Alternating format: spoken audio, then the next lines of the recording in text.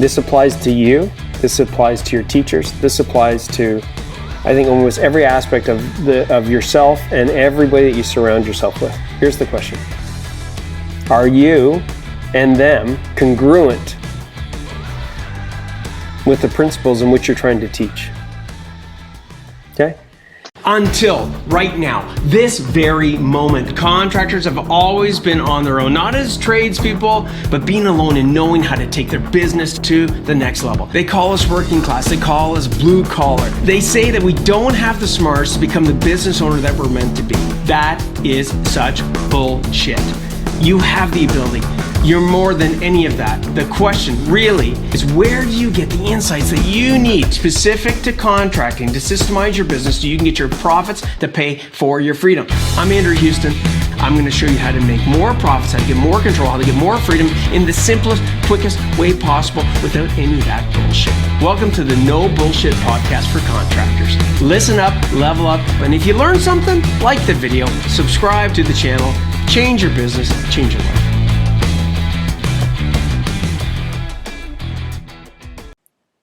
All right, brother, from another mother. Looks like we're going live, you and I. A little bit later than what we had touched on. But guess what? We're here, right, brother? Oh, now I can't. Let's see. Now what's going on here? I can't say something now, Austin. I'm sorry. Okay, I can hear you now, dude. No, I can hear you. Yep, we're all good. All right, we're all perfect, good. Perfect. I'm still trying to get used to this technology as well. And for anybody listening in, feel free to come down hard. Hey, man, you should have got the technology right. Hey, you should have done this. You should have done that. You know what? Shoulda, coulda, woulda. I'm all about roughing it and fucking making progress. And, you can't live life by waiting for perfection. Would you agree with that, Austin? I agree with that 100%, man. Is perfection ever slowing you down? I used to be a perfectionist, and I had a guy tell me one time, if you can find someone that can do it as 80% as good as you can, let them do it.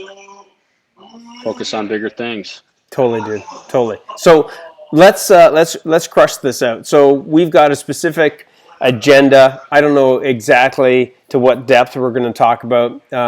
This is like almost like we're doing a no bullshit podcast, right? Like I say this all the time.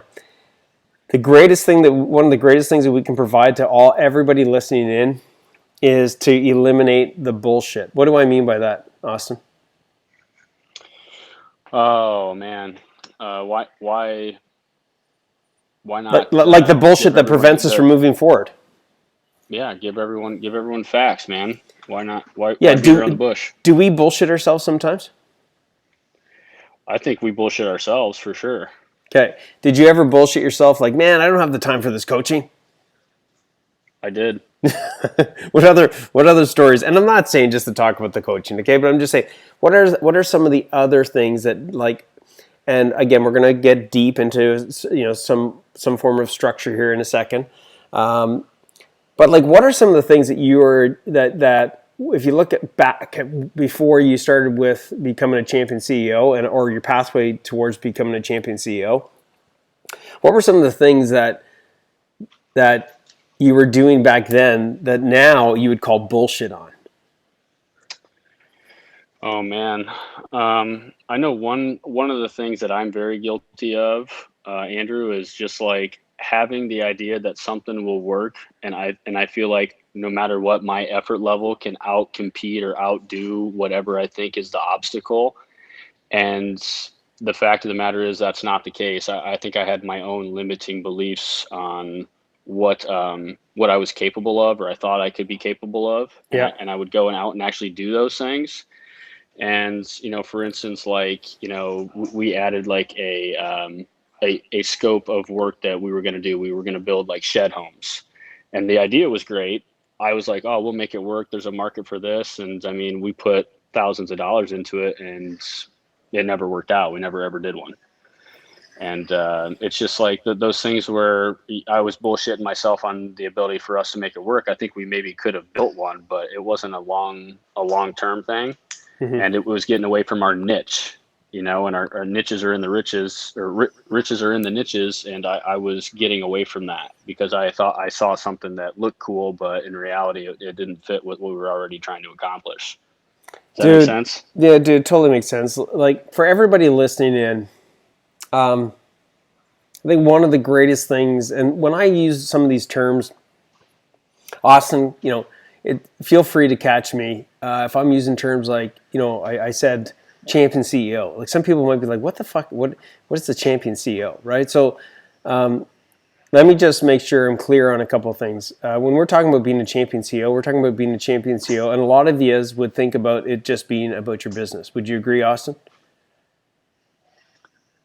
I It's think a lot not. of people probably have the belief that it is just about the business, and it's Yeah, not. Yes, yeah, right. It's about it's a being a champion CEO of lifestyle. your life, right? Of your Yeah, lifestyle, exactly. right? Exactly. So, dude, everybody listening in, when I talk about calling bullshit, it's okay to call bullshit. It's probably one of the first things that allows you to start moving forward is calling your own bullshit. Like, it could be, and when we go through these different areas that Austin has fucking kicked ass on and really dedicated himself to growing and becoming a better person. Not that you weren't a great person before, dude, but it's about growth.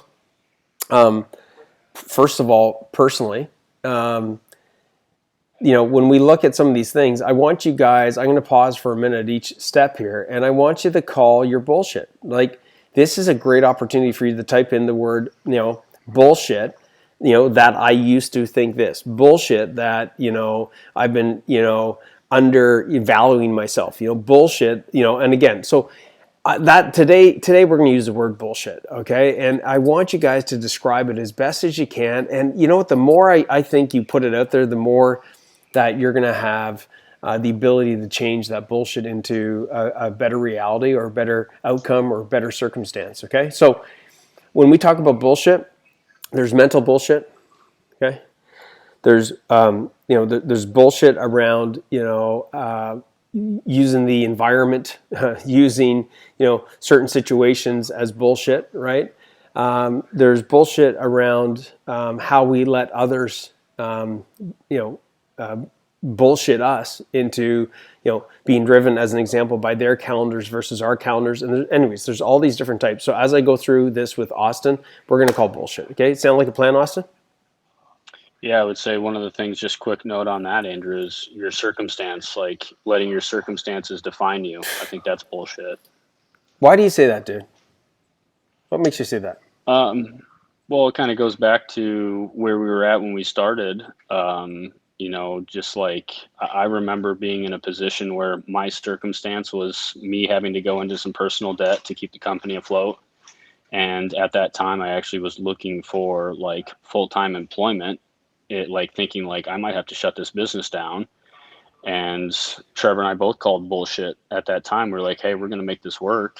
And we ended up, I mean, I could tell the whole story. I don't want to take up all the time, Andrew, but we basically got together every night from 9 p.m. to about 2 a.m. And we were like, we're going to figure this fucking thing out Nice, and dude. keep this company afloat. And Yes. that's what it took. And through those evenings and doing that is when we found PFC. I love it, dude. I love it, guys. Like, it's funny when you look at the top athletes in the world, right? And you look at some of the trials and tribulations. A lot of people, they just see the glory of, whether it's a Gretzky, and how many goals he scored and how good he was and how well he played with Lemieux and all the rest of this kind of stuff. But what they don't see is the time that he committed, or the time that these professional athletes, these success, especially these ones that are the A players, they've had to commit, man. Their commitment level's at a completely different level. They don't let a lot of the bullshit that other people let in happen to them. And here's Austin, dude. Hats off to you. That's a prime example. I mean, 9 o'clock to 2 in the fucking morning, and then they went to work, guys. After that, like, I'm not saying go kill yourself, but there's times when you just gotta like knuckle down, get dirty, get bloody, and just make this shit happen. And guess what usually happens? I mean, it didn't happen like a magic wand the first night, did it, Austin? No, never. No, man. It took time and energy, and then, I call it luck. Consistent, persistent effort. Totally. Do you remember? You know what my acronym is for luck? Hit me with it.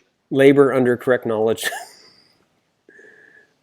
Labor, Facts. busting your fucking ass under the correct knowledge of like, hey man, we're going to put in enough time, we're going to put in enough effort, we're going to dedicate ourselves to this.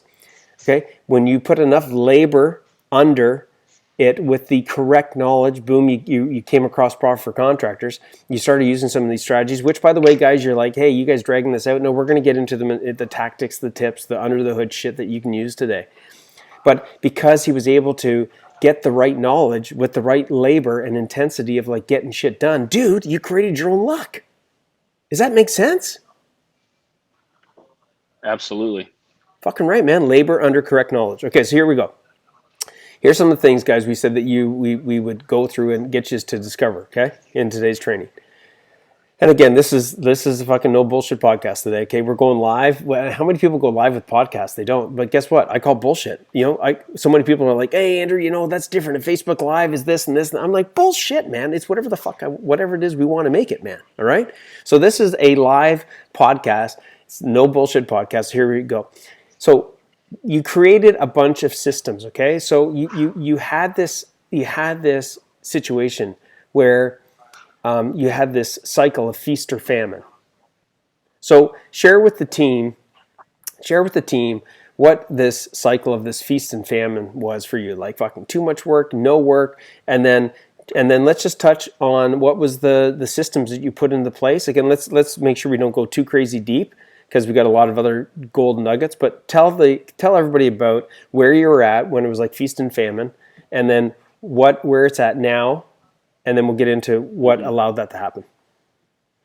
Yeah, really started probably towards the end. Well, the start of 2018, I think we've been with PFC. Well, it would have been 19, I think. We've been with PFC for almost 2 years. And back then, when things weren't going well, we had just come off of a pretty terrible winter, and we even ended the fall with some shitty projects.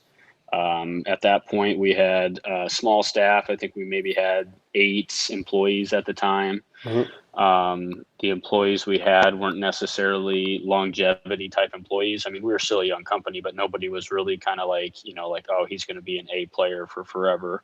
And we had to let one of our top guys go who was getting paid the most, but he was like the newest guy there. That was really unfortunate, and literally a college grad, and this was his first job out of college, and we had to lay him off basically after 2-3 weeks of being with us. Shit, dude. Yeah, that was bad. We had lost money on probably two of our largest projects in the fall. To end the fall, we lost money on, and it was just another cycle of what you at PFC have talked about, where it's just like you're basically paying people to do their projects. We were negotiating on price. We had limiting beliefs on what our price was and the value that people perceived from us. And at that time, I hadn't taken a paycheck in the business for my role in over 1.5 years. And so I was making $0. How did you serve, like, and what was your family situation then? Well, so I fortunately had a teaching position. So I've been teaching construction management at a local university for almost 5 years now. And I started adjunct teaching in just a night class when I was still an engineer designing HVAC and plumbing systems. And I quit that job to go full time at UNI. And I did that because I was going to simultaneously start Team Builders at the same time. And I had my business partner who was going to go do the work in place. So he was really one making the paychecks. He was actually putting the work in. And then I had my UNI employment, my construction management instructor position that was actually floating the bills for me. And my wife is also an entrepreneur too. So she was making some money too. And we were staying afloat. Things weren't really great. I mean, we were really making ends meet personally on the finance side, but on the business side, we had never been profitable. I had never been able to take a salary, and we were still losing money. Awesome. Like what a great scenario, right? You're putting in all these hours, you're busting your ass, and here you are supposed to be this, teacher. I'm just like, dude, that's what this is about. No bullshit. I mean, how did that make you feel? I felt like like shit, man. It felt like a failure. It's like I can't even. How do I teach my students if I can't even do what I'm Mm-hmm. Mm-hmm. doing? Like, I own a business, like, and that was kind of, a it was really going to be my backup plan. Was like, hey, if this business doesn't work out, like the teaching will be here. But even the teaching, I took a pay cut to go teach versus like being at the engineering job. I was making more money there. It's like I honestly felt like I might have to leave teaching and go just back to engineering. Right. Yeah. Interesting, man. So now we spin the clock forward. So let's Hmm. talk a little bit about some of these systems you put into play. And actually, before we do that, what's it look like now? What's it look like today versus that feeling like Oh, shit, like what the hell, you know? yeah. Back then, we were still working. We were basically working out of a coffee shop. Today, we have our own office. I'm actually sitting in my desk, which is kind of elevated in a kind of upper suite above a full service kitchen that is the sweetest kitchen you'll ever see. I have 19 employees today. We're talking about adding 401k for our employees here at the end of the year. We have construction booked 3 to 6 months in advance, depending on what type of project. Profits 20% roughly, What were give they or back take, then? depending on the How job. much of your profits increased? We published, and tell me if it's bullshit. We published that your profits have increased by 60%. Is that bullshit? I mean, that is probably bullshit because it's been from last year to this year, Yeah. it's been maybe 60%. But like from when we started, if that's what you're talking about, I Yeah. mean, when you're making negative to making 20, I mean, there's no comparison there. So, but yeah, I think 60% from last year to this year, I think that would probably be no bullshit. I love it, dude. I love it. Yeah. So how has that changed your life from a personal perspective? Because we've talked about being a champion CEO, right? Like you've described a Hmm. little bit about how it changed things on the business side, but how about on the personal side? How about as a husband, as a you know? Yeah.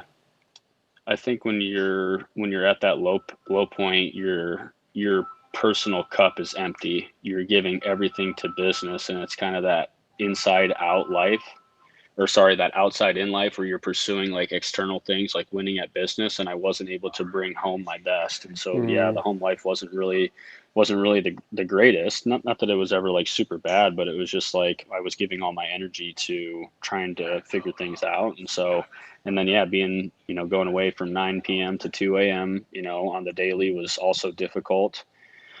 And today it's like I have really good employees. We have awesome culture, and it allows me to, play tennis, play golf. I can work out. I have my own gym in the office, and I'm in better shape. I'm a better husband, a better father. I've simplified my life, and yeah, man, it is truly that champion CEO lifestyle. It's not necessarily business. And so now I live more of an inside out life where I have my own cup full all the time from doing those activities and filling myself up with books, obviously working out, having fun, to where when I go home, and the business is doing good as well.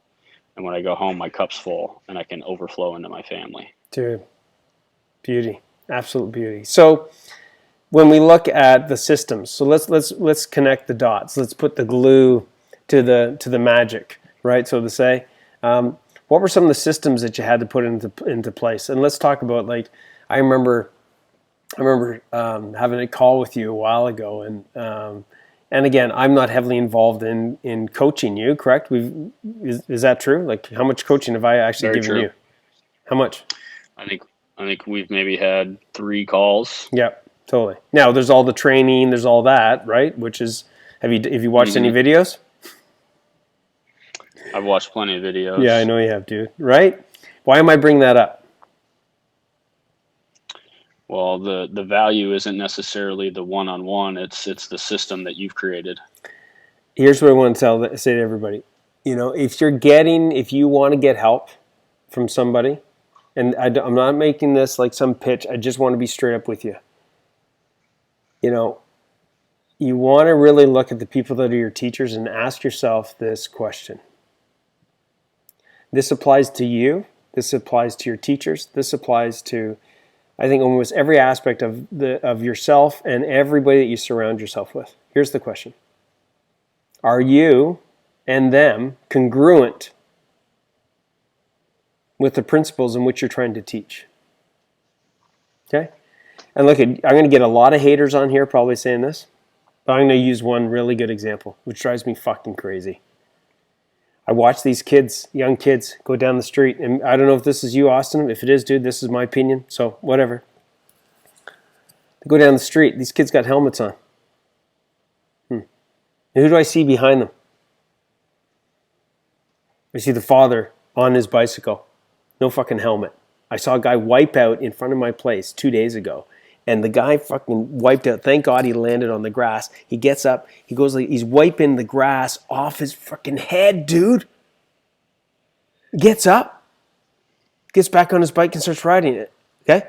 The very next day, I see him go past. Do you think he's got a helmet on, dude? I fucking hope so. No fucking helmet. I doubt he did. No helmet. And I'm like, if he had to hit the pavement with what I saw on the side of his head, and I'm inside the house and I can see the grass that's on the side of his head, I'm like, the guy would have a fucking massive concussion or some form of brain damage or something going on here. So I'm using that example, everybody, because you want to be a great leader, okay?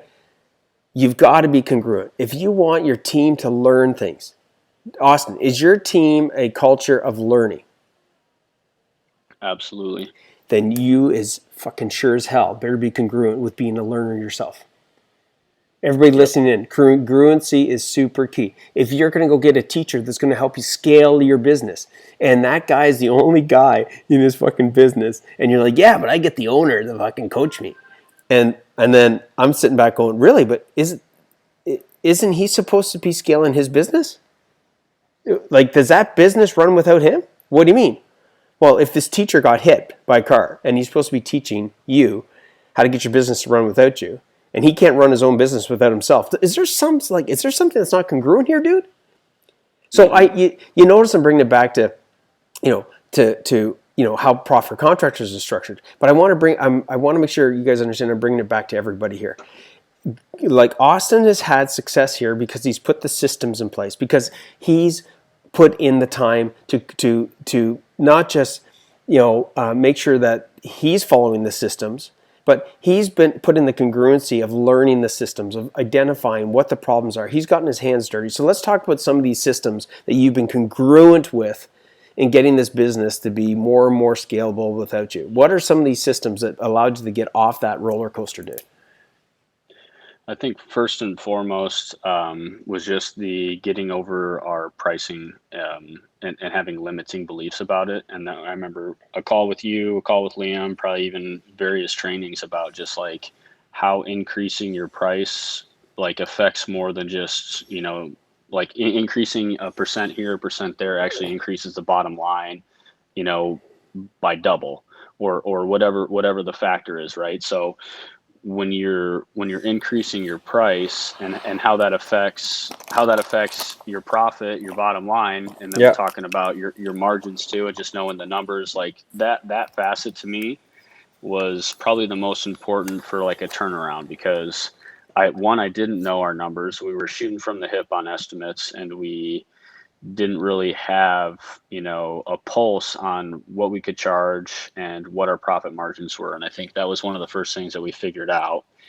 And, from my perspective and Trevor's perspective, I tell people this a lot too. It's like if construction, running a construction business, like the food and water, like analogy, like water, if you're starved without water, it'll kill you first.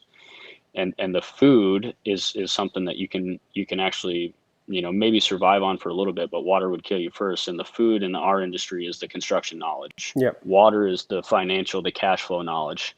And if you don't know water would kill you first. And so we didn't know the financial side of the business, and it was killing us.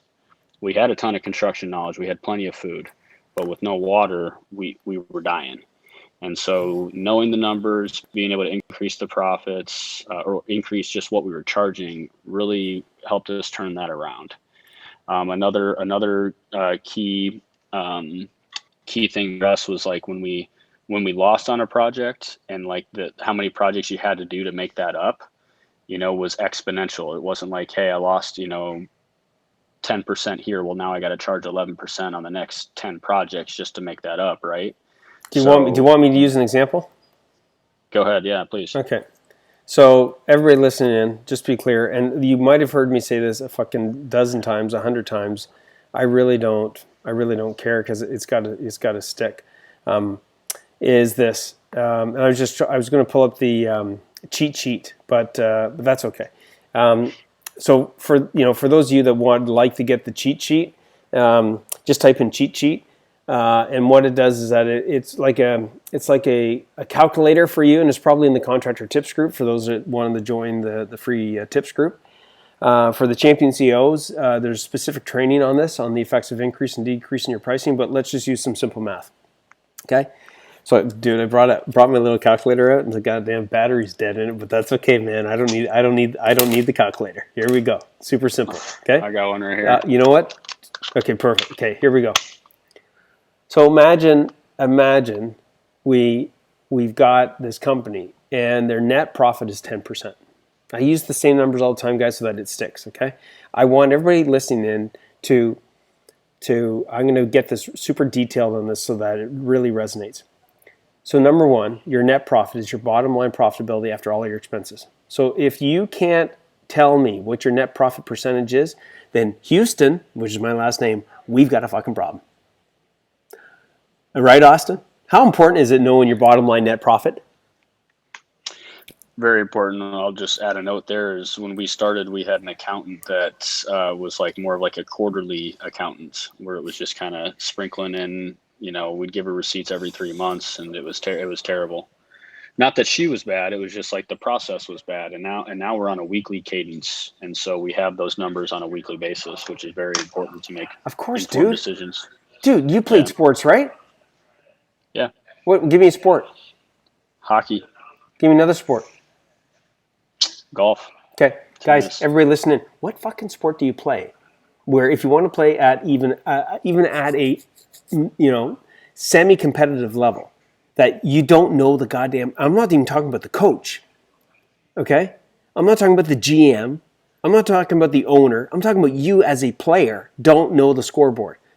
Like, Austin, come on, dude. What would that been like if the coach had said to you? Imagine your coach saying to you, to the whole team, "Hey boys, hey guys, I want you to play this game, and you're not allowed to look at the scoreboard." What would you say? Oh, and I'm not going to tell you what the score is. What would you say to him? I'd probably give him a blank stare and not say anything, like you're an idiot. Yeah, what do you think I would do? Hey guys, let's get this fucking guy off the fucking bench, and one of us be the coach, because I'm not here to lose the game. Okay? So, hey buddy, get off the stage, right? Here's what I want you guys to understand, okay?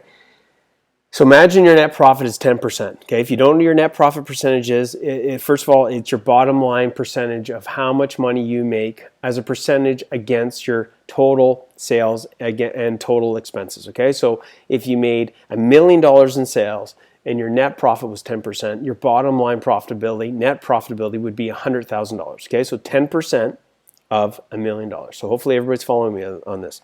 Now imagine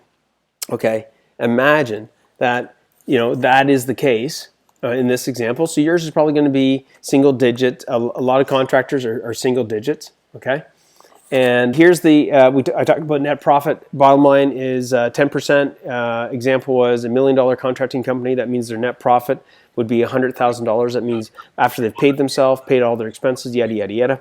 Now, we were talking about what happens if you lose money on a job, and one of the big aha moments that Austin had was when we shared with him what the impact was. I'll let Austin tell you how it affected him, and he was worried about increasing prices and all the rest of this kind of stuff. But let's look at the effects first of losing money on a job.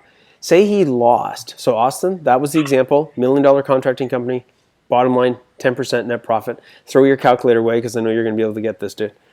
And everybody else type in. I'll get Austin the pause just for I'll do a countdown of 5, 4, 3, 2, 1. You guys type in what you think the answer is, and then I'll get Austin to answer it. How much work would that contracting business have to do if throughout the year they lost $10,000 due to, some of that was because bad clients didn't pay, some of it is due to inefficiency of the crew, some of it because they priced the job improperly. How much business would this $1 million contracting business at a 10% net profit, how much sales would they have to get to cover that $10,000 loss? I'm going to give a little bit of a countdown here. Actually, I'll give you guys a little bit more time. We'll do 10, right? 10, 9, type it in, 8, 7, 6, 5. And for those that get it right, I'll send you a little GIF, okay, within this period of time. 4, 3, 2, 1. Austin, how much work? What I think the answer is 100,000. Dude, you nailed her. Based on the numbers. $100,000. So Austin, how much time would it take you and your company to frickin' do $100,000 worth of work? How many weeks would that be? And how many men? Like say it was two guys. How long would that take to get that done? Well, if it's 10%, if your volume's matching month to month, it'd be basically 5.2 weeks. Okay, so guys, imagine that's 10% of 52 weeks. Love it, dude. So it'd be 5.2 weeks for Austin to get to bring in the $100,000. And guess what, Austin, you've made no money. So guys, why am I telling you this? Well, actually, I'm going to let Austin tell us. Austin, how was this an eye opener for you when it was like, Austin, it's not $1,000 here, it's not $500 there, it's not $2,000 there? How did this affect you? It just made me realize how important it was to, charge more to make sure that we were making a profit.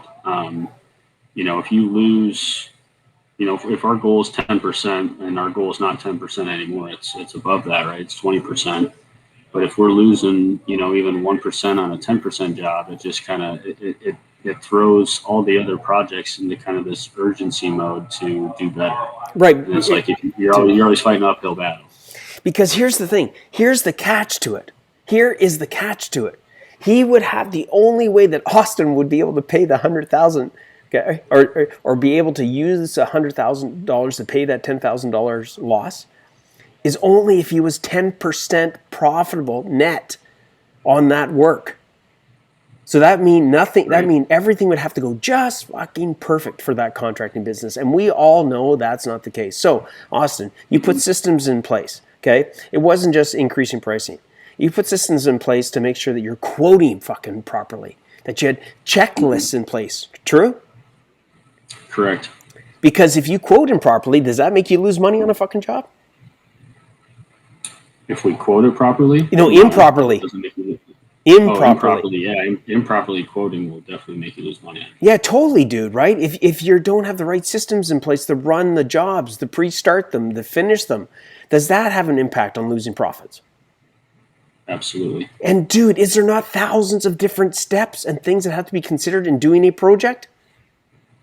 Absolutely. So everybody listening in, okay, you put these systems in place, okay, to protect yourself, to protect your clients, to protect your team, to protect your family.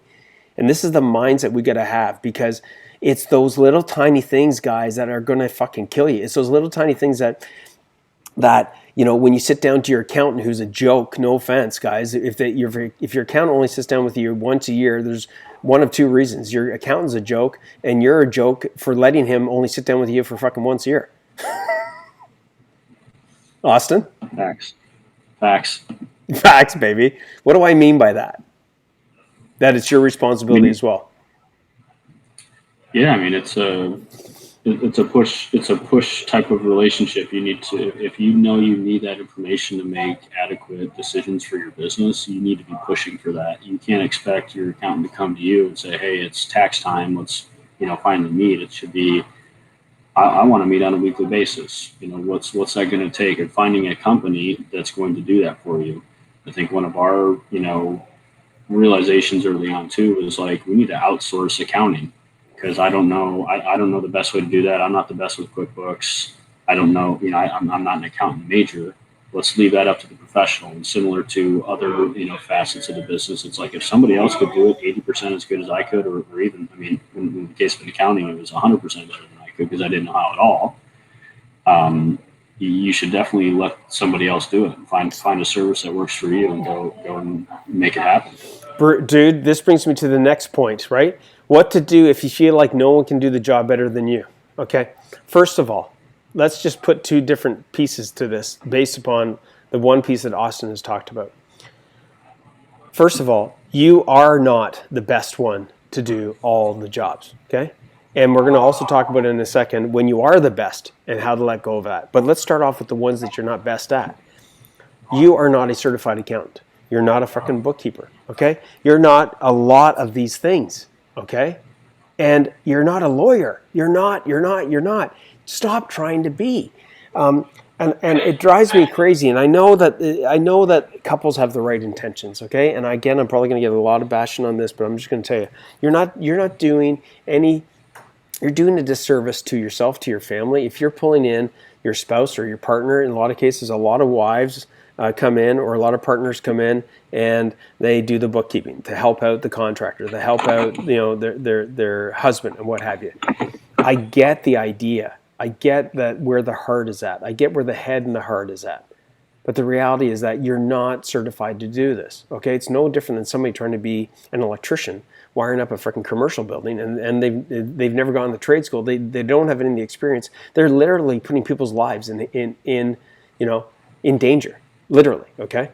Well, you're literally putting your business in danger if you're not seeking the right professional help, guys, because you're not those people. And I'm not saying that your spouses or being partners in a business can't work out and there's not value to be brought.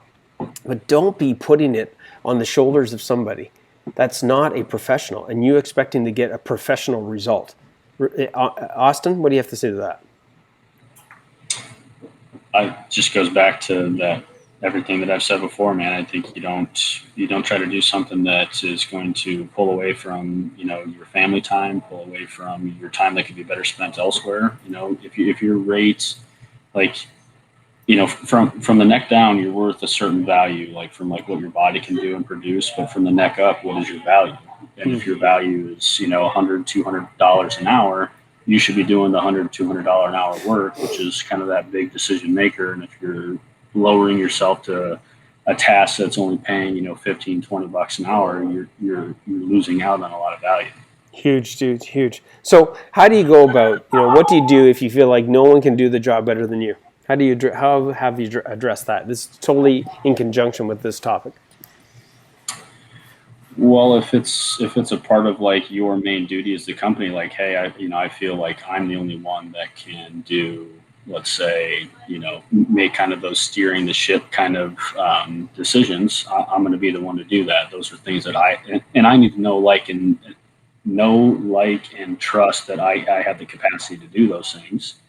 And if I do, I'm going to be the one to do them. But I like to delegate those things that I don't feel I'm good enough at, or I know somebody else has a specific skill set in. I delegate those things. And you guys have a really good list on those types of things. Like, do you want to keep? Do you want to, cut it off your list, or are you going to delegate this task? And I think it kind of comes to your unique ability. What is your unique ability in your business? Knowing what that is and sticking to that, and everything else is a fuck no. And you find somebody else that can do it better. I love it. Hey, everybody listening in, who would like to actually, I want to see a bunch of thumbs up.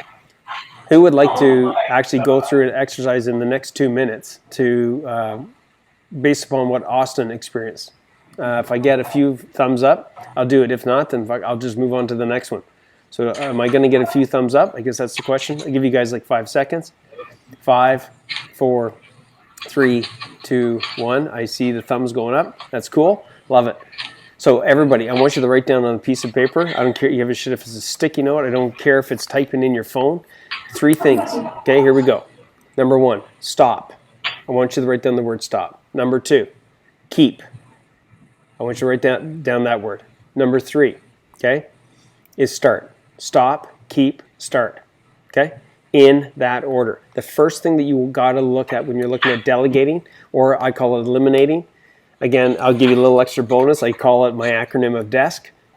You got to delegate, you got to eliminate, you got to systemize, and you got to keep. Okay, so that's what we're going to go through in each one of these. So when it comes to stopping, what are the things you've got to stop? Just write down 1 or 2 things. Is it cleaning the trucks out? Is it going to the suppliers too often? Is it, taking out the trash? Is it cleaning the fucking toilets? Is it, getting paper for the printer? Like, pick the smallest skill thing, okay, that you take for granted. Okay, because the smallest skill thing look at this, dude. Guys, look at this. Contractors time audit. Yes, brother. Yeah, brother. Okay, so that is next level. Okay, Austin, you're sharing some gold there, Jerry. I love it. So that is a time audit. So what did Austin do? What did you do, dude? Tell them. I sat down with my staff, the top staff, and went through that list and figured out who was going to be responsible for what, based on unique ability and based on no. But the time audit, they don't even know what a time audit is.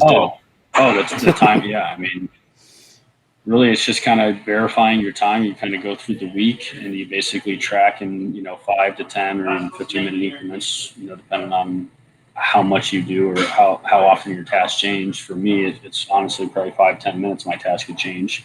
But then documenting that and auditing what you do in a week and where your time is at, to be able to then take that to a higher level and actually delve into what you should be doing and what you can get rid of, what you can delegate based on how much you're doing of certain tasks, or release some of your time to be able to focus on the bigger ticket items. Love it, right? And it's basically, what am I going to do? What out of this list do I need to delegate? What out of this list do I need to eliminate? Which out of this list needs to be systemized? What things, right, do I need to keep? And so a really condensed version of that is like, guys, think about the things you need to stop. So I want you to type in the chat or in the box, in the comment box in Facebook, like, just so, because when you share it, okay, if you're in this contractor tips group, here's one of the reasons you should be in the group. Here's one of the reasons you shouldn't be in the group. If you're on this call right now and you're getting all this gold and you're not willing to go and type in and share a couple of these things that you're looking at stopping, then guess what's happening? You're one of the takers and you're not one of the givers. And that is a major issue, okay? You got to be able to give as much as you give. In my opinion, you got to be able to give more than you receive. I don't have to be doing this. Austin doesn't have to be doing this, right? We're not getting paid to do this. We're doing this out of the bottom of our hearts to help you guys. So guess what? When you type in, hey, here's a couple of things that I want to stop doing, taking out the garbage, doing low skill tasks, maybe it's going out and doing service calls, whatever those things are that you want to stop. Pick the easiest stuff first.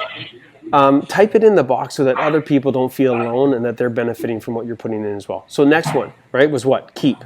Right? And why do we start with stop? Stopping things, Austin, is the easiest thing to start with. Right? Isn't stopping easier than starting? For sure. Right? So the next is, what do we got to keep? Okay? So write down, here's 2 things I want to keep. Now, Austin, should they be keeping the highest value things as a champion CEO, or should they be keeping the $15 an hour fucking things? Highest value. You got it, man. Has that changed your game? Absolutely. Give us an example of give them an example of a high value thing that like you cherish and go like, this is one of the things I need to do as a champion CEO and keep doing. I enjoy being kind of the on Monday morning meetings. We have the whole field in. I enjoy being the leader of the orchestrator of that. We have 19 employees. I got guys all over the place. I like to be the one that brings the focus and brings ideas and adds value to everybody and employee at that meeting. What I didn't enjoy, one of the things that I got rid of, was sales. I'm no longer involved in sales, and that's something that we've been able to hire salesmen in the right position. My business partner is one of the top salesmen, and he kind of leads the whole sales meeting. I no longer am a part of sales at all unless I am there just to show face because I know the client for whatever reason. Dude, I love it. I love it. And let me ask you this. Has your sales increased since you started with PFC? Yeah, they've doubled every year. So guys, how's that possible, man? I'm not going to get into that, but just think about this. So the guy let go of sales, right? And he probably wasn't bad at it, but he let go of that. And his sales have doubled. Well, how's that possible? Because you put the right people in place backed by the right systems, okay? So let's keep moving. Talked about stop. Talked about keep. Type that in the comments field as well. What are the things you want to keep? Now, what are the things you want to start? Maybe what Austin has shared with you today in systemizing your quoting, in systemizing your meetings, in making sure that you got the right focus in on the right places, right? Like, guys, seriously, start doing one thing that's going to lead you towards being a champion CEO. I'm not saying you got to start 50 fucking things. Start one simple thing. A Monday morning meeting is absolutely huge. Austin, has that been a game changer for your business? Yeah, absolutely. It's invaluable. It just builds a camaraderie and as a ability to build the culture too. And I like being the one that leads that.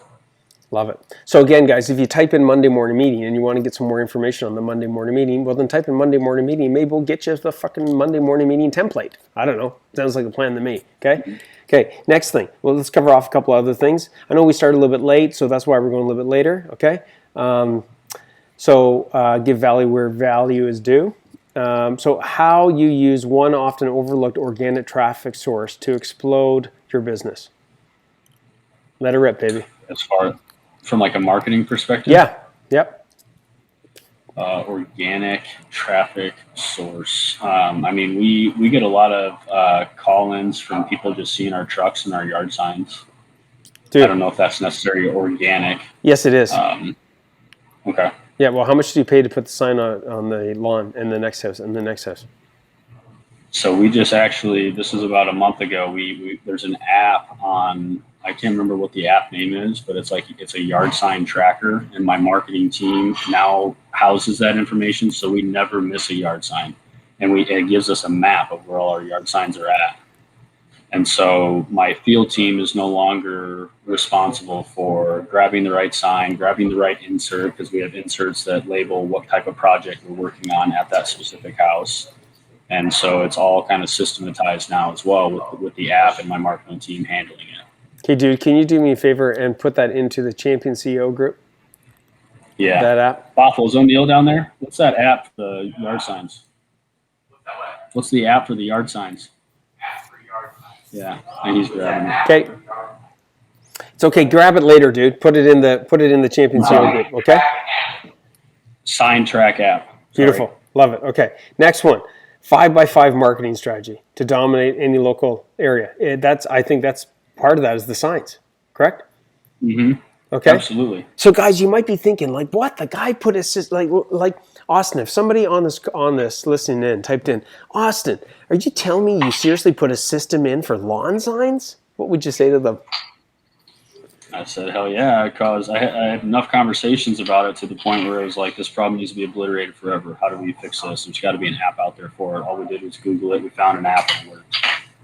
Okay, let me ask you this next question. And then all I had to do is delegate it to somebody to do it. Okay, but what is the value of tracking these signs? What is the value of putting the system in place? Like, seriously, tell them the tangible value of doing it such that they're not like, oh, that's a fucking waste of time. Well, it's exposure. They say you got to be in front of somebody 7 times for them to actually, have it trigger in the minds, almost on a subconscious level where it's like eventually they're going to be like, well, I need a project done. I'm going to call team builders. I see their signs everywhere. They must, people must like them. They must be a trustworthy company. And then before you know it, they're Googling us. They see all 5-star reviews and they're like, oh, well, no brainer at that point. And then it spreads. Where if you never put that yard sign in there, you have, even if you don't have your truck showing up, especially like we have jobs that are all sub jobs where we don't have a truck showing up on site. And so we need a yard sign just for that job to have any exposure on that street. And it usually turns into, we basically own that type of neighborhood, where anybody needs a deck in that neighborhood, they're calling us because we've done 4 or 5 of their neighbors' decks. Love it, they man. all call about yard signs. You own the hood. That's right. I love it. So, look, everybody. Now, has that made you money, dude? Has it made you, has that allowed you to make more money? Has it allowed you to get more business? The answer is absolutely. Absolutely. And how much more business? If you look at your average job size with where those lawn signs would go, what would the average job size be in sales? Probably 20,000. And how many more of those jobs would you get a month, just roughly, because of this new systemized lawn sign? Oh man, I wouldn't even. I can't put a value on it. I know for a fact, though, Andrew, that our number one closed job is from referrals and from like neighbors. So like neighbors, family, friends, referrals. Those all kind of stem from somebody just asking, "Hey, you had a yard sign when I was at your house. What are you doing?" And then they can talk about their project and talk about team builders. So how many jobs would you do in a month? We do about 200 jobs a year that Okay. range in various sizes, obviously, but Got your so 200 calculator? divided by 12, yeah. Okay, hold it. Just let me ask you this. So say it's 200. hmm Okay. Would I be sandbagging this saying that the systemized approach to marketing has increased well, obviously we know your sales have doubled, but let's just look at this mathematically. Would it be fair to say that those lawn signs have increased your business by, menial 10%? Yeah, I think so. Okay. And the average job size is sandbagging there. yeah, watch this, guys. The average job size is how big? 20K. Interesting.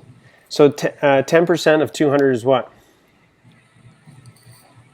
20. Yeah, 20 times 20,000 is what? 400. Just to let you know, 400,000. 20K. Hey guys, I wonder if it makes sense for you to go get this app. And the app costs you how much? It's free. Oh, gee, whoa, holy shit. How much is a lawn sign, everybody? What, 150 bucks maximum? 200 bucks maximum? So here's, even if we sandbagged and it was only 5%, that would be an extra 200 grand in his pocket because he systemized lawn signs.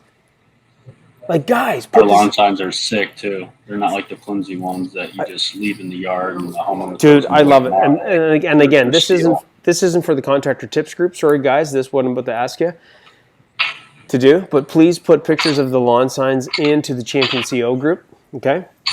Because that's definitely huge, dude. Okay, that's absolutely huge. And guys, I'm going to tell you why some of the things, on these calls I get, Austin to, or some of the guests that post just in the Champion CO group. I'll tell you why. The reality is that there's certain foundational things that if you give something to somebody and they're not prepared for it, if they don't have the right structure and the right training, it could be the worst goddamn thing that you ever taught them. I'm going to tell you that right now. Because if you don't have the right structure in place, like as an example, if the Austin goes and gives you all the systems and steps, he shared the app with you, but if he shared every single thing to have you be successful with the lawn signs, correct me if I'm wrong, Austin, and you don't know how to quote jobs profitably, what's the problem with that, Austin, if they end up getting a whole bunch more leads? And they're focusing on the wrong things. Yes, because guys, if you can't quote right properly, focusing on marketing is the worst goddamn thing because you could be marketing yourself out of business and into poverty. Okay, Austin, let's start wrapping this baby up. What would you say, what would be the last couple of things you want to share with people listening in that will inspire them to make some changes? I mean, from like an inspirational standpoint, when I started Team Builders, I didn't know what, to ever expect. You have some vision, you have some ideas, but when you start finding the right people and you can start focusing on the things that you enjoy and, building a culture is important. Finding the right people that are going to be a blessing in your business allows you to live that champion CEO life. But then also allows you just to get more creative. I mean, we're talking about starting a real estate brokerage. We're talking about, we've duplicated into a second location. It's just like these options, and we have this beautiful office space. It's just these things, we're not even a 4-year-old company yet. We've only been around 3 years, 9 months. And I could have never imagined what I have today. And even a year and a half ago, 2 years ago, it was like this was nowhere in the line of sight. And figuring out those things from a foundational standpoint that you can build on. I mean, we're in construction, right? So I can use that analogy. You got to start with the foundation. And if you don't know where you're going, you can do two things. You can learn it the hard way, which is going to take longer, or you can find somebody that can help coach you through it and learn from the mistakes that they made, and you can accelerate through all those issues faster because you're learning from somebody else. That's the easy way. I love it, dude. And all I did was learn things the easier way. And now I'm kind of, building off of that. I have the foundation, I have the employees, I have the culture, the systems, that things are growing automatically now, and the wheel is greased. If I were to touch the business for a month and a half, I'm confident it would be just as profitable, if not more so. Bro, and let's face it, right? You've reached out to the coaches for help, right? We've got like mindset coach, we got financial coach, we got on the bookkeeping side, we got sales and marketing coach, right? We got on the profitability side coach. Like, dude, you reached out for help, right? You didn't do this just, by grabbing a textbook and opening it and going, okay, page 1, correct? Mm-hmm. So, correct, absolutely. So I wanted to let everybody know, you can do this, guys. Okay, Austin, is there anybody that if they're willing to put in the time, the effort, is there anybody that couldn't learn this shit? I wouldn't say a monkey could do it. It takes a certain type of individual and having definitely that discipline behind it to make it work, and putting in the action day in and day out. If you're going to be fluffy with it and kind of do it some days and some days not, you're not cut for running a business. Yeah, I totally agree with you. All right, dude, here's my last word of advice to everybody. Okay, and before I wrap it up, please put in what's your number one takeaway today. And again, I'm going to be straight up with everybody. I'm watching you. Now, what does that mean? Well, one of my roles as the champion CEO is to make sure that we build a community that is stronger, like the $1 Million Man, faster, right? Smarter, right? Right? Like Steve Austin, baby. I know I'm dating myself. Hey, Austin? It's funny. I just said I'm a Steve Austin fan too. Are you, man? Okay.